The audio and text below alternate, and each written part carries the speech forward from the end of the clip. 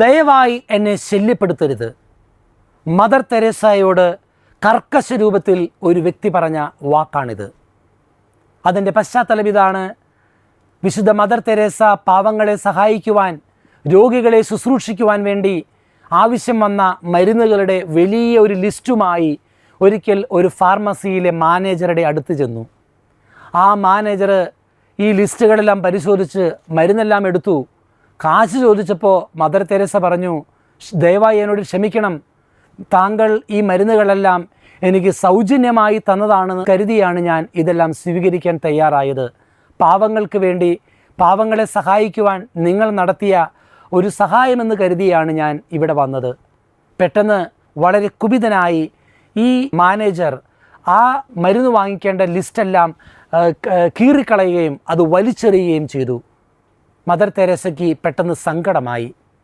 Mother Teresa ഒരു അക്ഷരം മിണ്ടാതെ അവിടെ നിന്നും ഇറങ്ങി യാത്ര ചെയ്യുമ്പോൾ ജപമാലകൾ ചൊല്ലിക്കൊണ്ട് ഈ ഫാർമസിസ്റ്റായിരുന്ന മാനേജറിന് വേണ്ടി പ്രത്യേകമായി പ്രാർത്ഥിച്ചു കൊണ്ടിരുന്നു. അങ്ങനെ പ്രാർത്ഥിച്ച് മദർ തെരേസ മുന്നോട്ട് പോകുന്ന സമയത്ത് ഈ മാനേജർ ഒരാളെ വിട്ട് ആ മദർ തെരേസയെ തിരിച്ചു വിളിപ്പിച്ചു.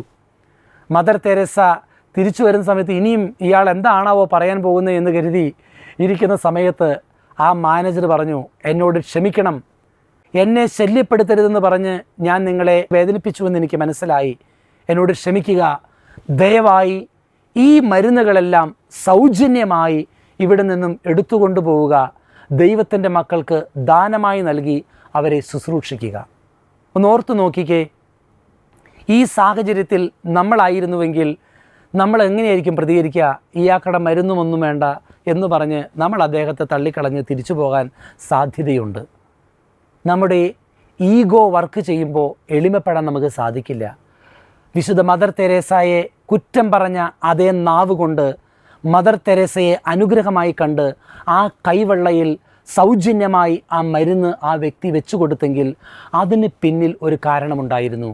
മദർ തെരേസ ആ വ്യക്തിയെ കുറ്റപ്പെടുത്താതെ ആ വ്യക്തിക്ക് വേണ്ടി നിരന്തരം പ്രാർത്ഥിച്ചുകൊണ്ട് യാത്രയായപ്പോൾ ദൈവത്തിൻ്റെ പരിശുദ്ധാത്മാവ് ആ ഫാർമസിസ്റ്റിൽ ഇറങ്ങിച്ചെല്ലുകയും അദ്ദേഹത്തെ മാനസാന്തരപ്പെടുത്തുകയും ചെയ്തു. ഇങ്ങനെയുള്ള ജീവിത അനുഭവങ്ങൾ ഒരു പക്ഷേ അനുദിന ജീവിതത്തിൽ നമുക്കുണ്ടായേക്കാം. ജോലി ചെയ്യുന്ന സ്ഥലങ്ങളിൽ, സ്ഥാപനങ്ങളിൽ ചില വ്യക്തികൾ നമുക്കെതിരെ നിൽക്കുന്നവരുണ്ടായിരിക്കാം. നമ്മൾ പലപ്പോഴും മാനുഷികമായി വാക്കുകളിലൂടെ, പ്രവൃത്തികളിലൂടെ, റിയാക്ഷനുകളിലൂടെ, നോട്ടത്തിലൂടെയൊക്കെ അത് പ്രകടിപ്പിക്കുകയും ചെയ്തുകൊണ്ടിരിക്കും. അതിൻ്റെ ഫലം എന്താണ്? നമുക്കെതിരെ നിൽക്കുന്ന വ്യക്തികൾ കൂടുതൽ നമുക്ക് എതിരാളികളായി മാറിക്കൊണ്ടിരിക്കും. എന്നാൽ ആത്മീയ ജീവിതത്തിൽ മദർ തെരേസ പഠിപ്പിക്കുന്ന ഒരു പാഠം ഇതാണ്. നമ്മുടെ ജീവിതത്തിലെ വിപരീത സാഹചര്യങ്ങളെയും വ്യക്തികളെയും കീഴടക്കേണ്ടത് നമ്മൾ അനുഗ്രഹിക്കുന്ന, ആശീർവദിക്കുന്ന കൈകൾ കൊണ്ടും നമ്മുടെ പ്രാർത്ഥിക്കുന്ന, അനുഗ്രഹിക്കുന്ന നാവ് കൊണ്ടു കൂടിയാണ്. നമുക്ക് നമ്മുടെ ജീവിതത്തിലെ വിവിധങ്ങളായ സാഹചര്യങ്ങളെക്കുറിച്ച് നമുക്ക് ഒന്ന് ചിന്തിച്ചു നോക്കാം. ഏതെല്ലാം സാഹചര്യങ്ങളിലാണ് വ്യക്തികൾ നമുക്ക് എതിര് നിൽക്കുന്നത്? നമുക്കൊരു തീരുമാനം എടുക്കാം. മദർ തെരേസയുടെ ജീവിതത്തിൽ നടന്ന ഈ ചെറിയ അനുഭവം കേൾക്കുമ്പോൾ നമ്മുടെ ജീവിതത്തിൽ എതിര് നിന്ന എല്ലാ വ്യക്തികളെയും കർത്താവിൻ്റെ കൈകളിലേക്ക് കൊടുത്ത് അവർക്ക് വേണ്ടി പ്രാർത്ഥിക്കുക.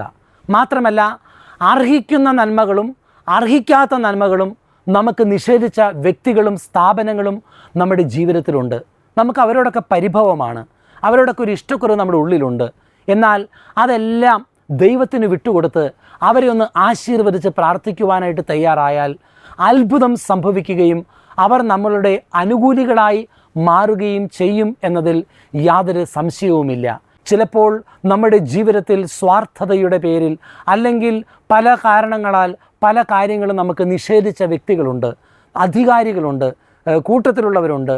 നമ്മൾ എന്ത് ചെയ്യണം? ഇങ്ങനെയുള്ള വ്യക്തികളെല്ലാം കർത്താവിൻ്റെ കൈകളിലേക്ക് കൊടുത്ത് അവരെക്കുറിച്ച് കുറ്റങ്ങൾ പറയാതെ, അവരെ വെറുക്കാതെ, അവരോടുള്ള ഇഷ്ടക്കുറവ് പ്രകടിപ്പിക്കാതെ നമ്മൾ ആ വ്യക്തികൾക്ക് വേണ്ടി പ്രാർത്ഥിക്കുവാനായി തയ്യാറായാൽ ദൈവം അവരുടെ ജീവിതത്തിൽ അത്ഭുതങ്ങൾ പ്രവർത്തിച്ചുകൊണ്ട് അവരെ മാനസാന്തരപ്പെടുത്തുകയും അങ്ങനെയുള്ള വ്യക്തികൾ നമ്മുടെ ജീവിതത്തിൻ്റെ ഉയർച്ചയ്ക്ക് കാരണമാകുവാൻ ദൈവം ഒരു ഉപകരണമാക്കി മാറ്റുകയും ചെയ്യും എന്നാണ് സംഭവങ്ങളെല്ലാം നമ്മെ പഠിപ്പിക്കുന്നത്. നമുക്ക് ദൈവത്തിനു മുമ്പിൽ ഒന്ന് പ്രാർത്ഥിക്കാം. കർത്താവേ, ഞങ്ങളുടെ ജീവിതത്തിലെ സന്തോഷങ്ങൾ തല്ലിക്കെടുത്തിയ ചില വ്യക്തികൾ ഞങ്ങളുടെ ജീവിതത്തിലുണ്ട്. കർത്താവേ, അവരോടെല്ലാം ഞങ്ങൾ പ്രതികരിച്ചിട്ടുള്ളത് ഇഷ്ടക്കുറവോടുകൂടിയാണ്. അവരോടെല്ലാം ഞങ്ങൾ പ്രതികരിച്ചിട്ടുള്ളത് ക്ഷമിക്കാൻ പറ്റാത്ത രീതിയിലാണ്.